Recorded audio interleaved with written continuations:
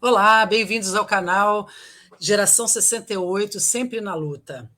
Hoje estamos aqui na série Armadilha. O tema, sociedade fraturada.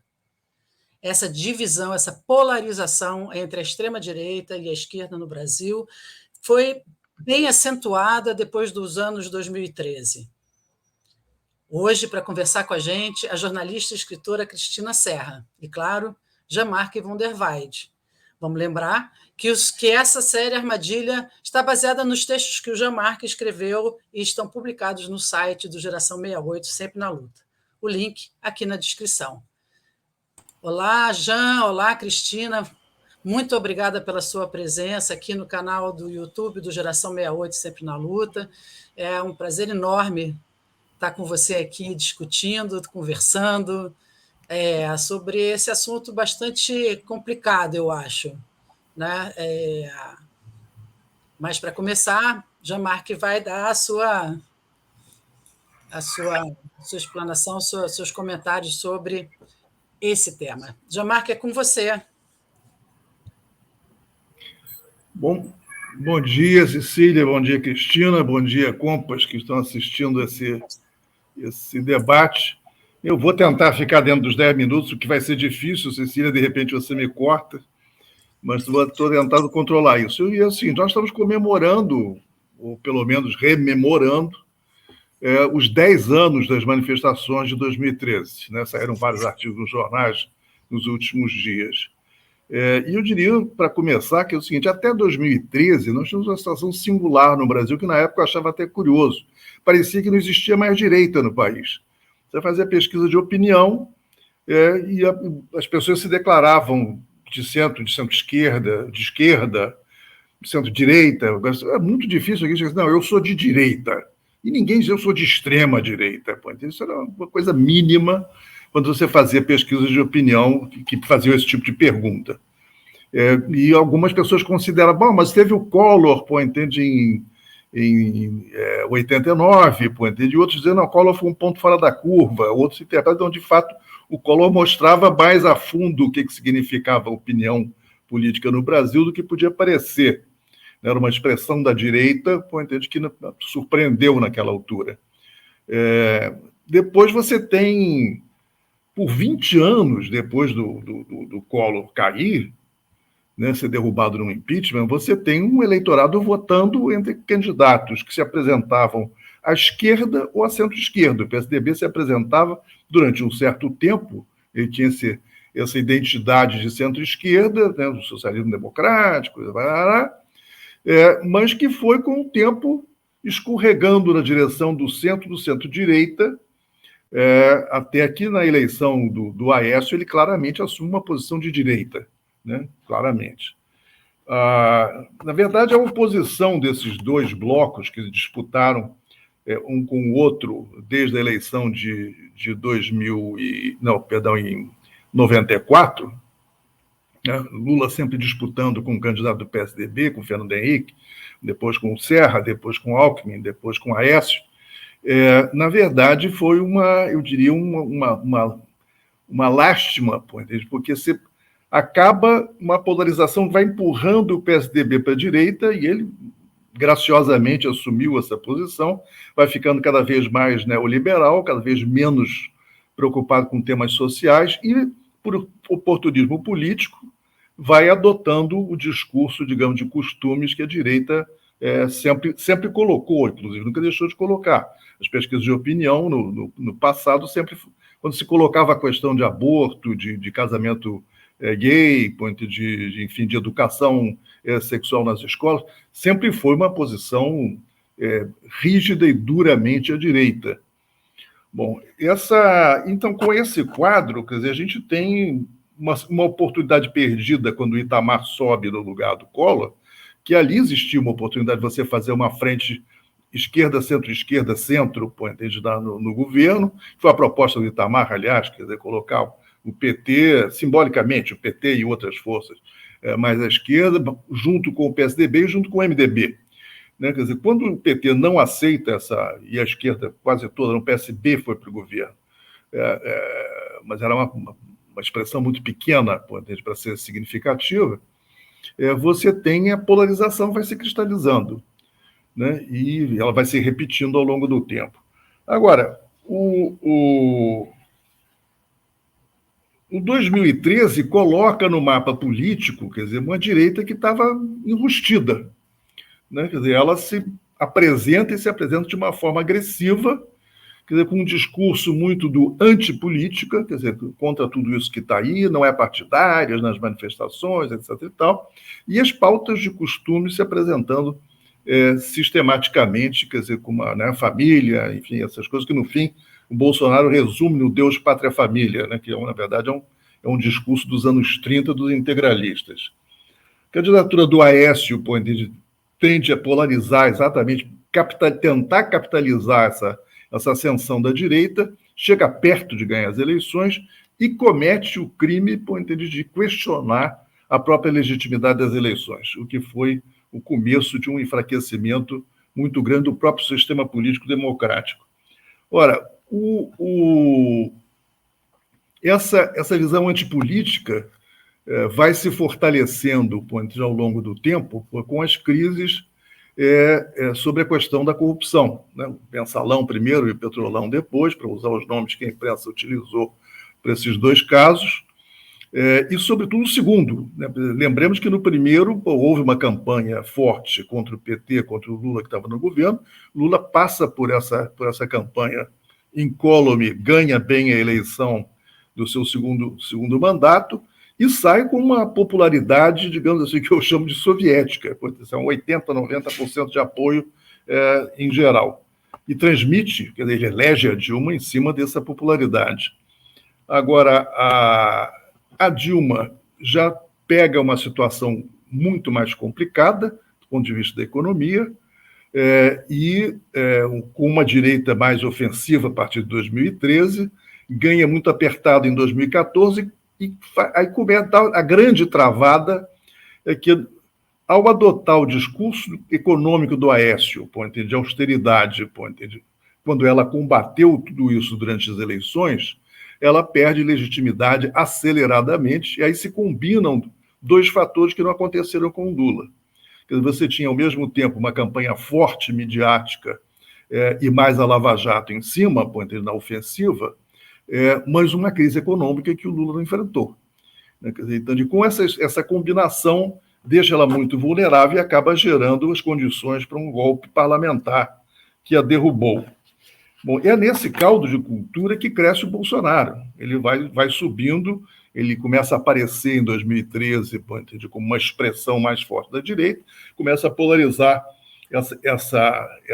essa opinião, digamos assim, diluída na sociedade, que não tinha formas de expressão, e começa a acontecer.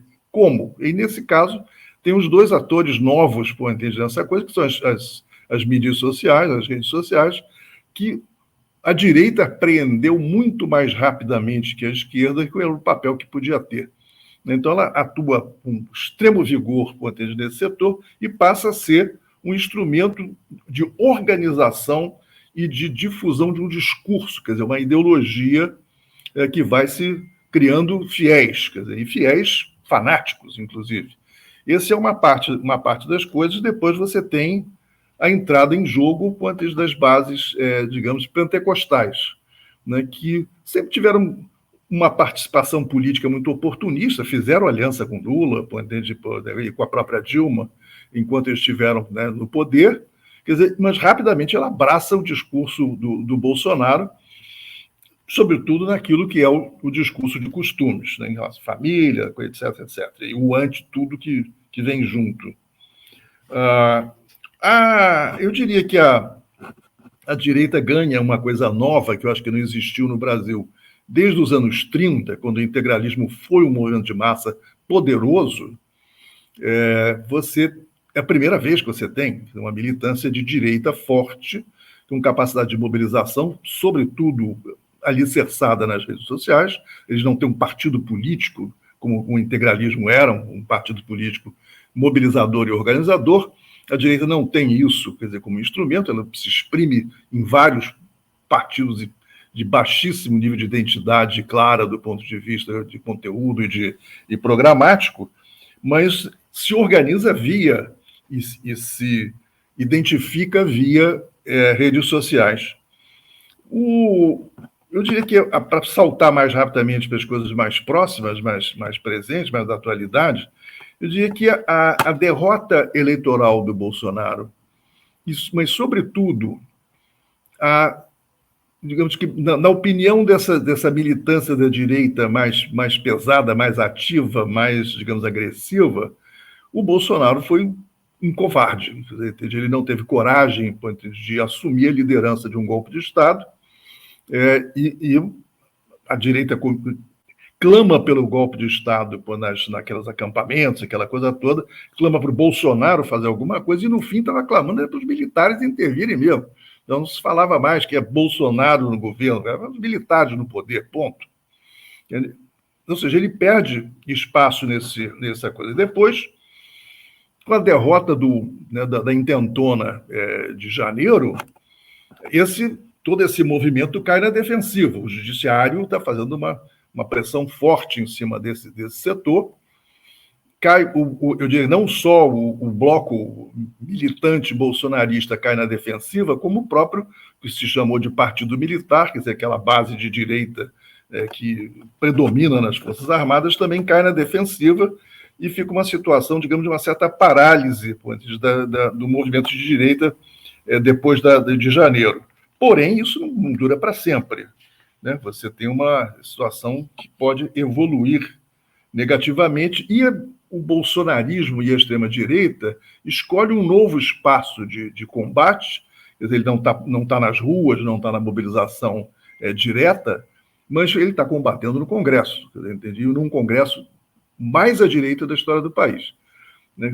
Talvez nem o Congresso, nem o parlamento do tempo do Império, onde os escravocratas estavam dominando, possa ser tão ruim como isso que você tem no Senado e na Câmara hoje em dia.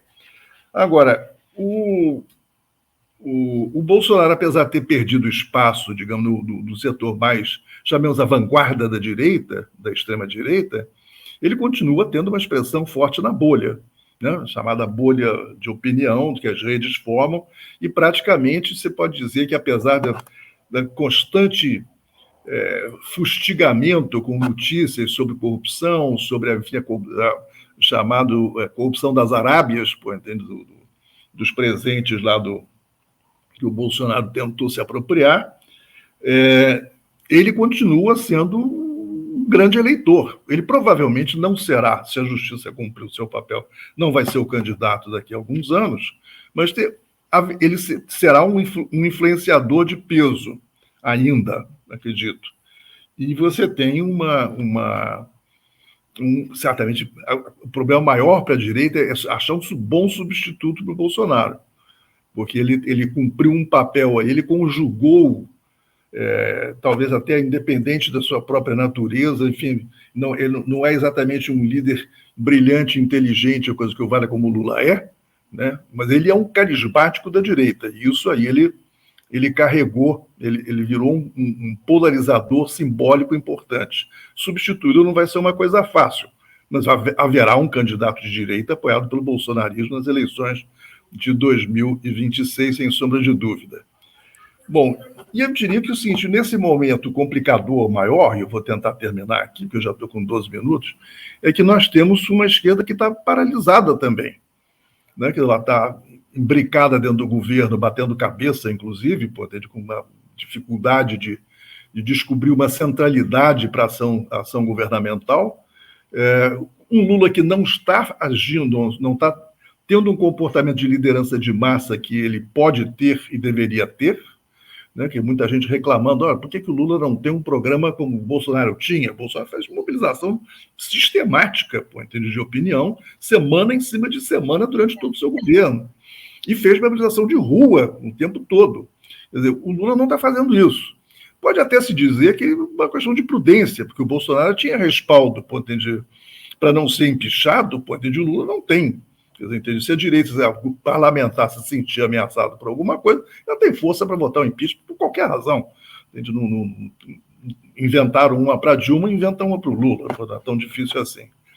Ou seja, e a pauta que eu acho que seria uma questão essencial agora é o seguinte: o enfrentamento que o governo tem pela frente, fora aquilo que a direita pode colocar no mapa, ela vai fazer isso, vai colocar a pauta de costumes, vai provocar os movimentos identitários, não tenha dúvida que isso vai acontecer. Mas a esquerda tem que ter uma pauta muito clara para a população, dizer assim, olha, quais são as questões centrais que nós queremos resolver e para as quais nós precisamos de recursos na reforma tributária. Se ela ficar, como está até agora, uma discussão técnica, né, sobre gestão, sobre isso, sobre aquilo, isso não cola, a população não entende essa discussão. Você tem que ter um programa, eu preciso de dinheiro para isto e isso. Programa curto, claro, firme, entende que inclusive precificado, se for o caso. Nós precisamos de tanto de dinheiro, e esse dinheiro onde é que está? Quer dizer, quem é que tem dinheiro que pode contribuir? São os ricos, são as grandes fortunas, enfim. Se não colocar isso, ele não consegue mobilizar. E eu acho que isso aí está fazendo falta, e a gente vai, se continuar assim, nós vamos entregar a iniciativa para a direita, como eu acho que, na verdade, já estamos entregando. No Congresso, claramente, o governo está emparedado. Pronto. Ultrapassei muito o meu tempo, peço desculpas. Não se preocupa, já. Por favor. Cristina, a gente viu que o Lula começa agora uma série semanal de podcasts, ou seja, lives para conversar com o povo, né? Um pouco tentando usar as mídias sociais de uma maneira mais competente, que, como assinalou o Jean Marc, a extrema-direita soube fazê-lo com muita maestria. Então, a comunicação realmente foi a alma, né, dessa propagação de um discurso de ódio feito pela extrema-direita. Agora a palavra é contigo. Bom, em primeiro lugar, eu quero agradecer, Cecília, o convite para estar aqui conversando com vocês, com o Jean Marc, a partir das reflexões do Jean Marc, que eu recebi também sempre os artigos dele e sempre li com muito interesse e sempre nos ajudaram, né, a entender a conjuntura que a gente estava vivendo. E agora, claro, ele fez também um resumo, fez um esforço de síntese gigante, acho que conseguiu delinear aí, os aspectos principais aqui para a nossa discussão. Mas, enfim, vamos lá, a partir dessa questão da comunicação, que o próprio Jean Marc falou e você traz agora. Acho que a comunicação é um dos problemas do governo Lula e não é o principal, né? Eu diria que, digamos assim, o que tem atrapalhado um pouco esse começo do governo Lula, né? Nós estamos aqui em quase 6 meses de governo, é que a gente tem um governo que tem uma composição, é um governo de composição com forças contraditórias. Então, muitas vezes a gente vê embates, né, e conflitos dentro do governo, né, que passam muitas vezes, acho que, uma visão para a população, né, de falta de definição, de um programa claro, não de um programa claro, mas de prioridades. Quais são as prioridades, né, que o governo deve se concentrar para tomar as suas ações, né? Então, isso às vezes fica um pouco diluído, disperso, digamos assim, e claro que isso se reflete numa política de comunicação. É inegável que a extrema-direita tem o domínio dessas plataformas, ela navega muito bem nisso. O Bolsonaro, essa é a esfera de atuação por excelência do Bolsonaro, né? É nesses canais, nessas plataformas, né? Sejam as legais, seja essa comunicação na Deep Web, no submundo, né? Nesses canais que as próprias autoridades têm dificuldade de acompanhar e controlar, né? Para distinguir o que é discurso, né? E o que é crime, muitas vezes, que a extrema-direita comete. É nesse ambiente, né? Este é o elemento por excelência do Bolsonaro. É onde ele pode exercer esse carisma que, de fato, ele tem, né? O carisma de um personagem da extrema-direita, como muitos outros que a gente conhece ao longo da história, não só aqui no Brasil, mas na história da humanidade, né? Este ambiente favorece o Bolsonaro, ele gosta e sabe fazer isso. Aliás, eu acho que é a única coisa que ele gosta realmente de fazer, né? Porque ele é muito preguiçoso para o jogo político. Ele delega o jogo político para outros personagens. Já o Lula não tem essa preocupação, né, com a comunicação que a extrema-direita tem e sabe fazer muito bem, né? O Lula é o jogo político mais tradicional, de conversar, de promover articulações, enfim, né? É aquele jogo político em que você avança, recua, faz concessões para ganhar lá na frente, enfim, é o tempo todo analisando aquele xadrez político. Para isso, o Lula realmente tem não só experiência, ele tem esse instinto, ele tem uma leitura política, né, muito afiada, muito sofisticada, e que foi se sofisticando, claro, ao longo da vivência e da experiência política dele. Isso é o que ele gosta e sabe fazer. Ele não é um animal dessa comunicação digital, né? Mas assim, eu acho que o problema da comunicação vai muito além disso, né? O governo federal não está sabendo mesmo fazer a sua comunicação. Mas acho que também é um pouco isso, aquilo que eu falei no começo, né, que antes do problema da comunicação, há um problema político, né, de acomodação de forças nesse governo. Então, se você tem ainda um governo que ainda está procurando este ponto ideal de acomodação, né, enquanto ele estiver fazendo isso, vai ser muito difícil ele ter uma política de comunicação muito bem definida, né? Porque enquanto você está buscando esse ponto de acomodação, né, esse ponto, digamos assim, de equilíbrio, que é muito difícil num governo com esta composição e sem base de apoio forte, sólida no Congresso, enquanto tiver essa areia movediça, né, digamos assim, porque eu vejo o governo andando em areia movediça, fica muito difícil ter uma política de comunicação sólida, consistente, clara, objetiva, que diga para a população: é isso que nós vamos fazer, esses são os nossos programas prioritários. Por quê? Porque se você fala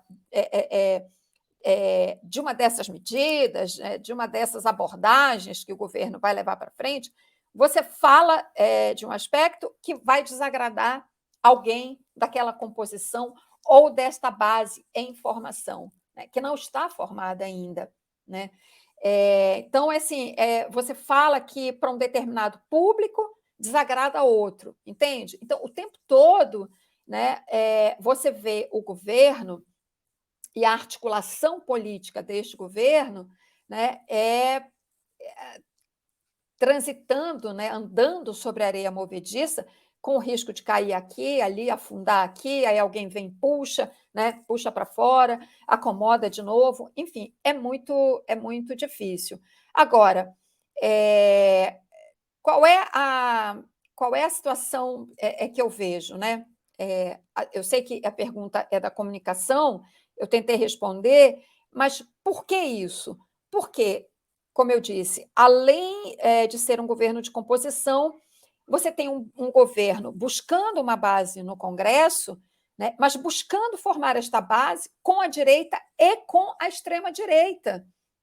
Um governo que tenha, digamos, um perfil, vá lá, que seja, para usar um rótulo para facilitar a discussão, um governo de centro, eu não diria nem de centro-esquerda, eu diria que nós temos aí um governo de centro, considerando a composição, né, o arco político dele, né, mas tentando buscar apoio numa extrema-direita que vai cobrar muito caro esse apoio na base da chantagem, que é isso que o Arthur Lira tem feito, porque sabe dos limites desse governo, né? E eu vou falar de apenas dois, né?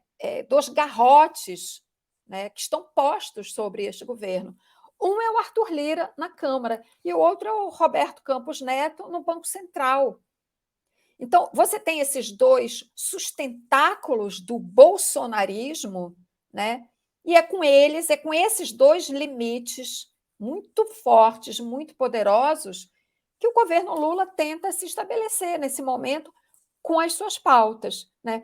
Esse é um quadro de extrema dificuldade. Lembrando, e ainda mais falando de um governo, né, que mal tomou posse e enfrentou uma tentativa de golpe de Estado, né? Então, eu vejo muita gente cobrando, e claro, tem que cobrar, é natural, é isso mesmo, né? Cobrando mais do governo Lula, mas a gente também tem que entender esse cenário desses limites, né? E qual é o dilema que a gente tem agora, né, diante de nós? Assim, nós, eu estou falando, né, a parcela da população que votou no Lula, a maioria da população que votou e elegeu Lula, esperando dele muitos avanços, não só para compensar os retrocessos do governo Bolsonaro, mas para avançar, como o Brasil tem que avançar mesmo, né?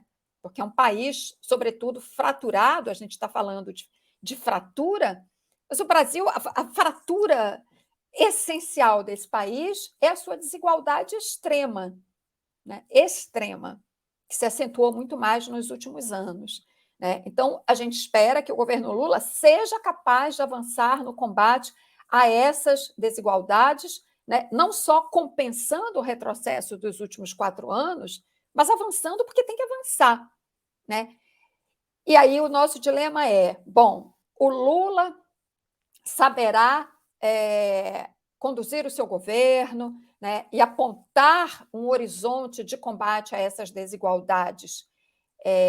Ele saberá fazer isso, mesmo fazendo uma aliança com Arthur Lira, fazer esta aliança com Arthur Lira, ceder espaço no governo, no ministério, para Arthur Lira, ele conseguirá levar a sua agenda adiante caindo no colo de Arthur Lira? Acho que esse é o grande dilema que a gente enfrenta nesse momento. Nós temos muitos outros, e eu nem vou entrar aqui, porque senão a gente vai extrapolar o tempo aqui do nosso debate, né? Tem a área militar, tem a área religiosa, não estou nem entrando nisso. Estou falando de Lira, que mostrou a sua força em votações recentes na Câmara. Esse é o melhor caminho? Né? É ceder para Arthur Lira ou é ir para o embate? Né? Ou fazer uma política mais articulada numa sustentação popular? É essa política institucional, não há como escapar desta política, deste jogo parlamentar com Lira, ou é ir para a sustentação popular, ou um pouco das duas coisas? Lula será capaz disso? Essa é a pergunta que eu me faço hoje em dia e que eu acho que perpassa tudo isso que a gente está conversando aqui.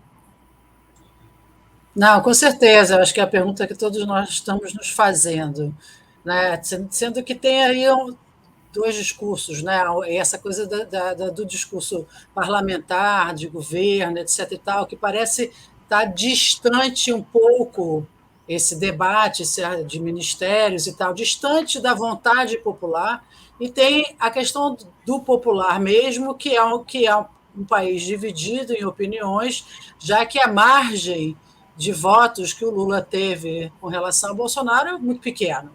A diferença de votos é muito pequena. E a gente já vem discutindo há algum tempo essa questão desse discurso popular que mudou o foco das questões da pobreza, da fome, né, de conquistas sociais que são básicas para a sobrevivência das pessoas, para um discurso da família tradicional, né, de outras questões, da religião, Deus há de prover, essas coisas que desvirtuam o foco da questão política propriamente dito, isso na minha singela opinião. Mas só para botar um pouquinho de lenha na fogueira do debate, já? Eu perdi, 2 vezes eu perdi vocês, de modo que eu sou capaz de não poder comentar tudo que a Cristina colocou. Eu caí também. Eu não sei se Cristina caiu, mas eu acho que não, né, Cristina? Porque você continua falando.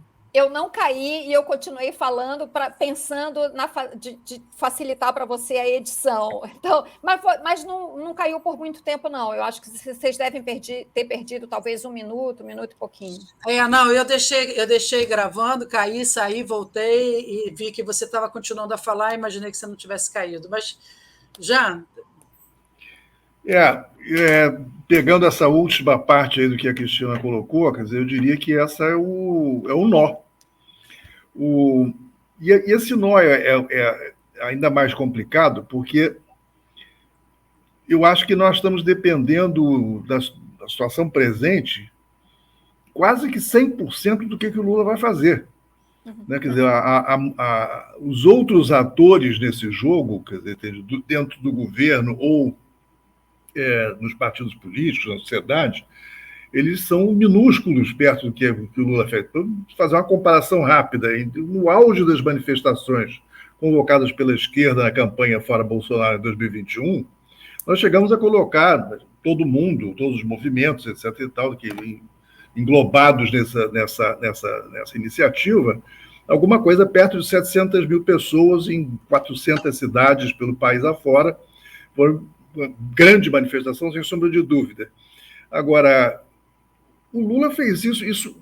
Um comício do Lula em Salvador era 1 milhão de pessoas, quer dizer, na campanha eleitoral. E ele repetiu isso sem...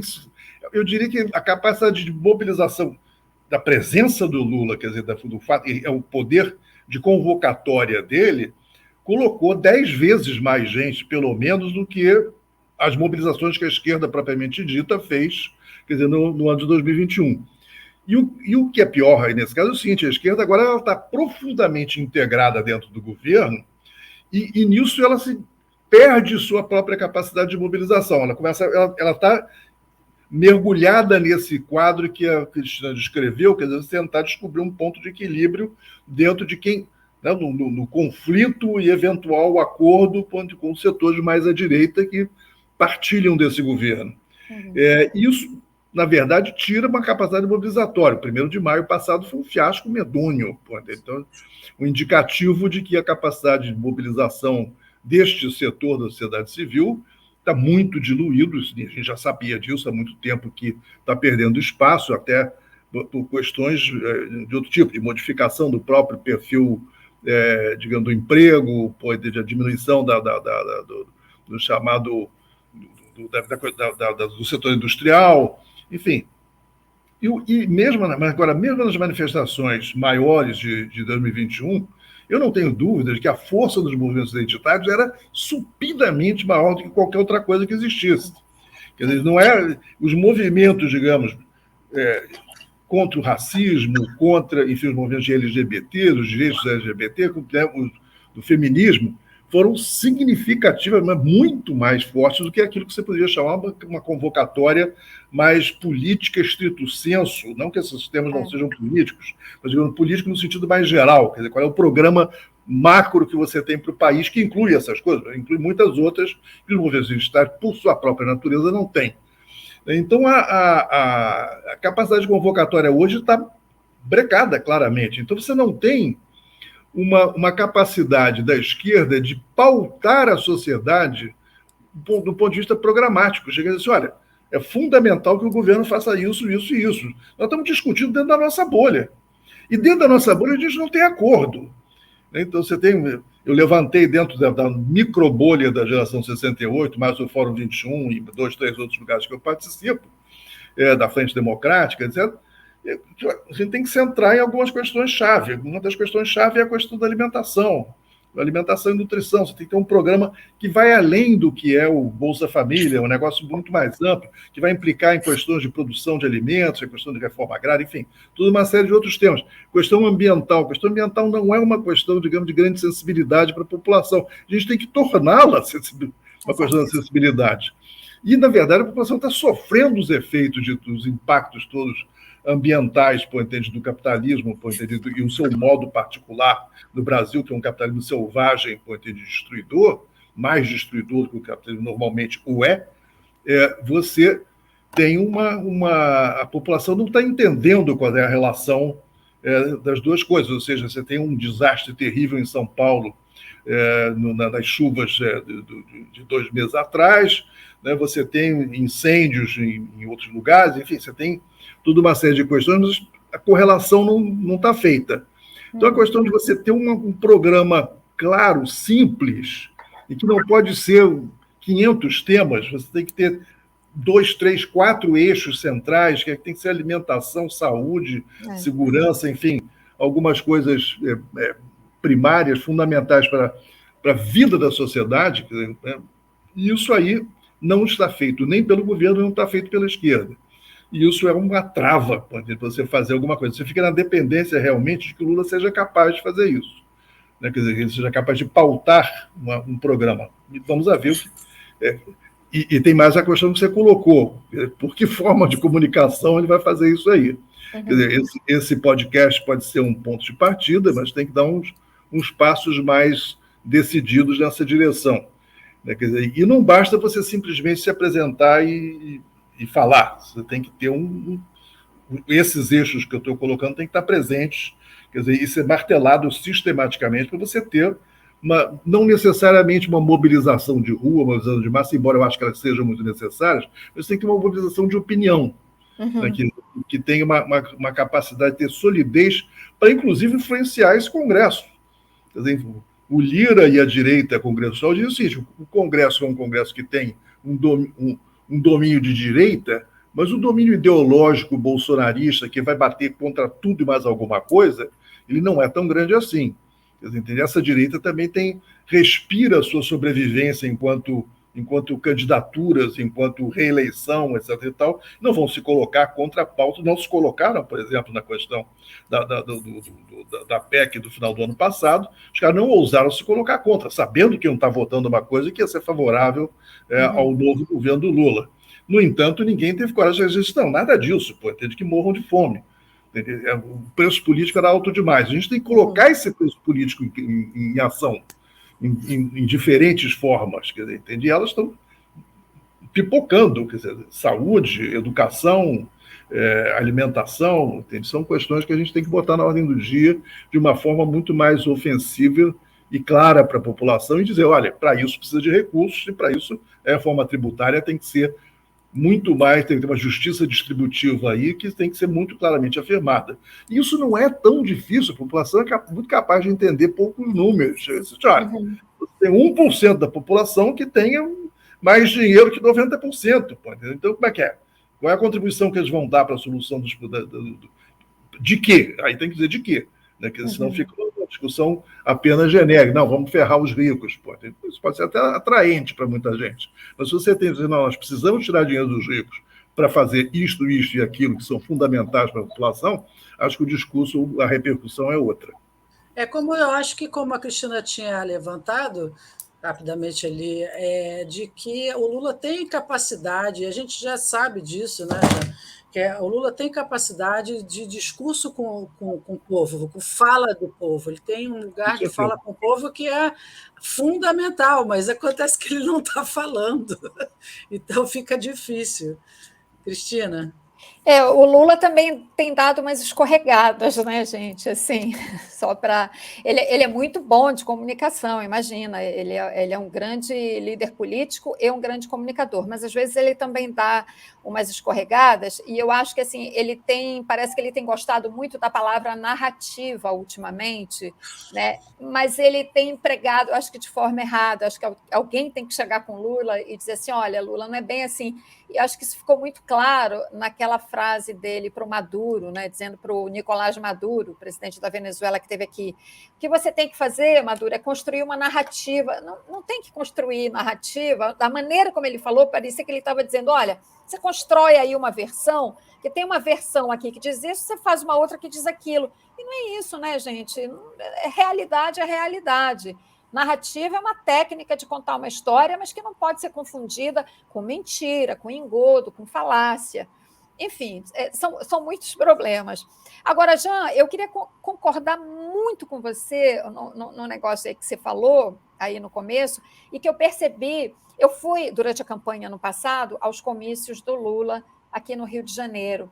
Eu me lembro que no primeiro deles, que eu fui, na Cinelândia, eu fiquei impressionada com a presença, né, de ativista, dos movimentos negros, LGBT, de mulheres. Era a presença desses ativistas. Eu não sei se você teve essa percepção. Inclusive, num deles você estava, a gente se encontrou, falou rapidamente. A presença desses movimentos, numa rápida olhada, claro, né, sem contar um por um das pessoas, uma por uma das pessoas que estavam ali, a presença era maciça. E eu achei isso muito positivo, eu achei isso uma oxigenação, sabe, da política, né, de levar as pessoas para a rua, né, de fazer essa política de base popular. Achei muito importante isso. Esses movimentos, os chamados movimentos identitários, né, estavam presentes ali defendendo a única candidatura que tinha compromisso, de fato, com a democracia. Sabe? Eu sei que esse tema das políticas identitárias é bastante controverso dentro da esquerda, inclusive, né? Mas eu, particularmente, acho que eles trouxeram pautas importantes para, inclusive para as lutas da esquerda, né? Mas pautas importantes para a sociedade de uma maneira geral. A pauta LGBT ela é muito mais ampla do que falar só para a esquerda. A pauta das mulheres nem se fala, né? É claro que elas têm interseções, né, com a esquerda, com a agenda da esquerda de luta de classes. Né? Não quer dizer que ela esteja sempre com a esquerda. Né? Tem interseções, mas tem diferenças também. Mas, enfim, isso é só um dado que traz muito mais complexidade, né, para a forma de fazer política hoje em dia. Né? E percebo que o governo Lula está atento a isso, tanto é que, né, criou ministérios que cuidam desse assunto, criou outras instâncias, secretarias e tudo mais. Voltando à questão da comunicação, que está aqui também atravessando aqui o nosso debate, esse é um assunto, de fato, que não é só um desafio para o governo, nem só para o Lula, é um desafio para a esquerda em geral, porque são assuntos complexos que estão todos eles mesclados. E quando a gente entra na questão ambiental, né, a gente vê bem esse grau de complexidade. Eu estou trazendo o debate para esse assunto, porque essa é uma causa a qual eu estou dedicada já há alguns anos. E quando você vai entrevistar alguém, por exemplo, um estudioso, para falar das mudanças climáticas, é muito difícil fazer com que essa pessoa, esse especialista, fale o português claro. Mas esse é um desafio inevitável. Né? Quem estuda esse assunto, da mesma forma como a gente teve na pandemia, infectologistas, virologistas, né? Médicos especializados em vacina, que foram para a televisão falar português, né?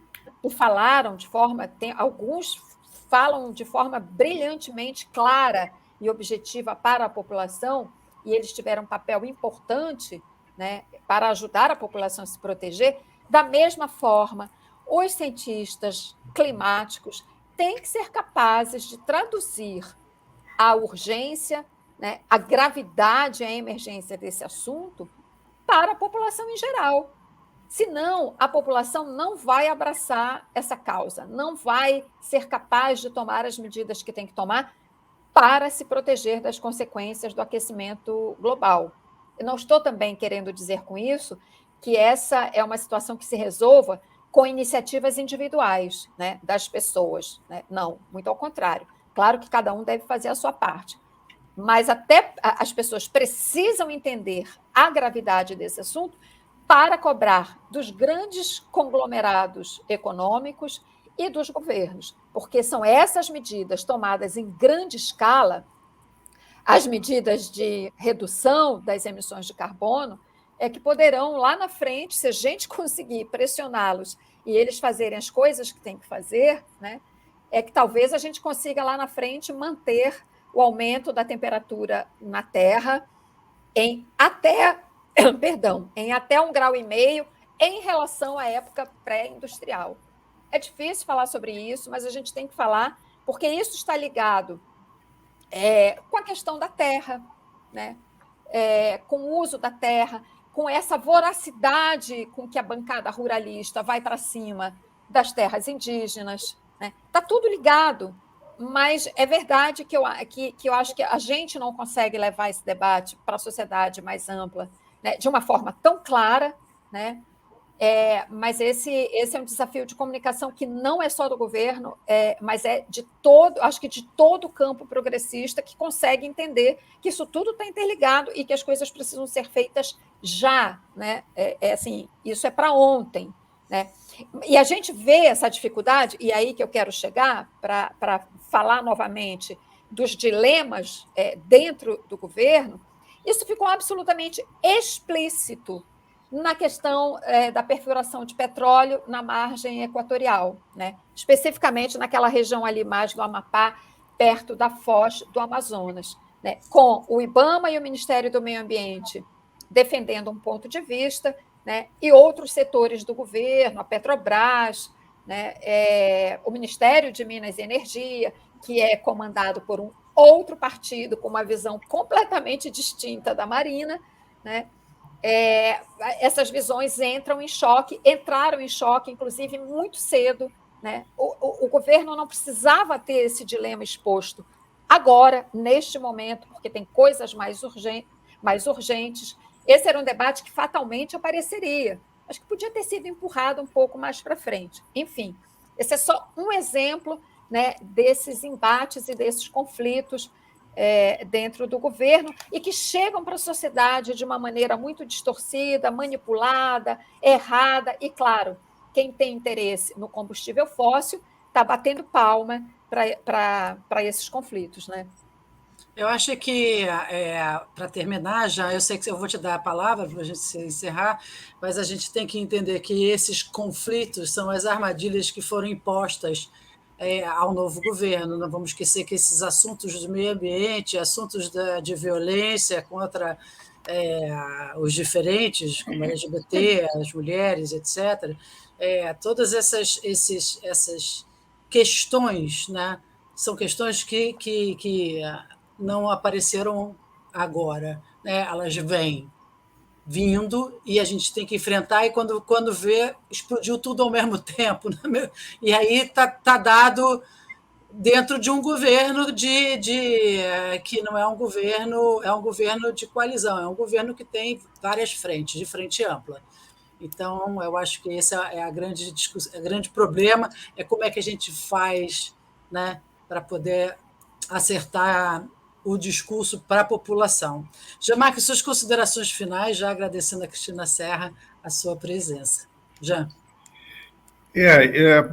Pegando a deixa aí que a Cristina levantou, eu diria o seguinte, essas chamadas escorregadas, tem coisas que não é bem escorregadas, são opções feitas pelo Lula e pelo governo, que eu acho que são profundamente equivocadas, e eu, no caso, vou citar a conversa dele ontem com a van der Leyen, né, representante da União Europeia, quando ele se manifesta. Eu estava esperando para ver o que ele ia fazer em relação a esse tema. Já escrevi até há mais tempo sobre isso. E, de fato, ele faz ali uma barretada para o agronegócio, quer dizer, ele assume a defesa do agronegócio brasileiro de uma forma total. Quer dizer, a van der Leyen levanta o seguinte: nós não vamos mais comprar produtos que venham da área de desmatamento.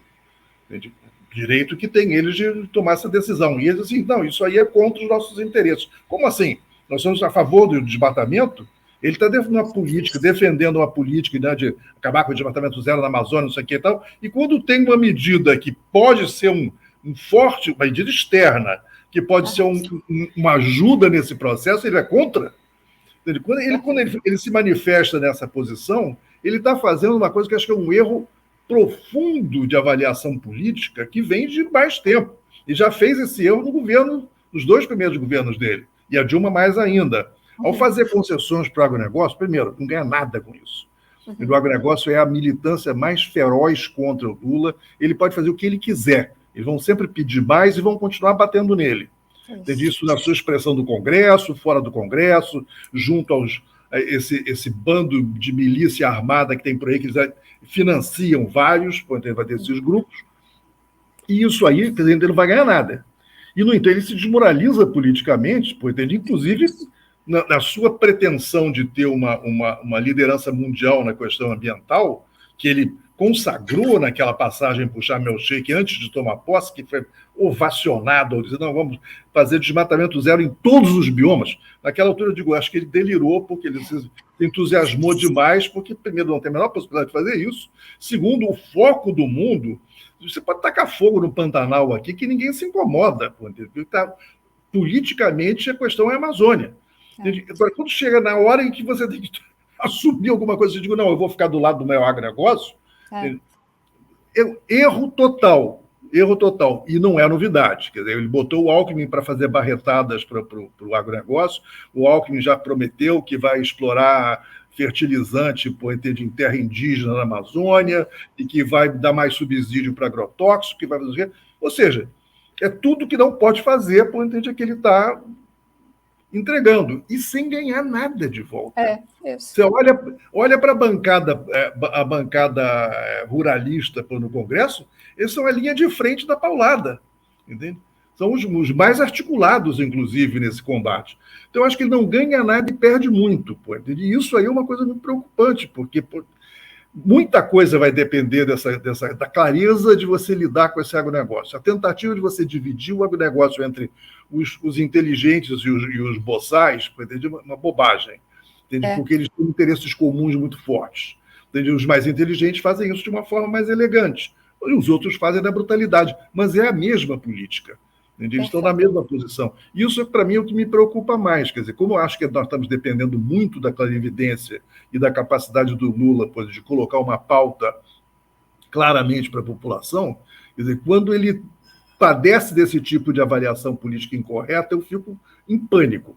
Eu acho que a questão talvez mais grave que a gente tem pela frente é o quanto ele é capaz de entender, e acertar o rumo, dessas coisas. E isso continua sendo uma coisa não resolvida ainda. Deixa só, Cecília, só para pontuar aqui uma coisa, porque eu acho que assim, problema central do Brasil e desse nosso dilema da desigualdade foi a gente não ter tido uma reforma agrária, né? E é esse dilema que nos arrasta até aqui hoje. E acho que, não vou me alongar, o tempo acabou, eu acho que o Djamarque resumiu tudo aí nessa intervenção final. É isso, a bancada ruralista não tem ogronegócio nem agronegócio, tem o agronegócio que é um só, né, e que quer cada vez mais terra para desmatar mais. Basicamente disso que se trata. Enfim, mas aí já é assunto para um outro programa aqui. Eu quero agradecer esse convite aqui, a honra de debater aqui com vocês. Muito obrigada. Eu que agradeço, Cristina, foi um prazer. A gente agradece bastante mesmo e, por favor, curtam, comentem, compartilhem. É o canal YouTube do Geração 68, sempre na luta. Beijo, tchau, gente. Tchau, tchau.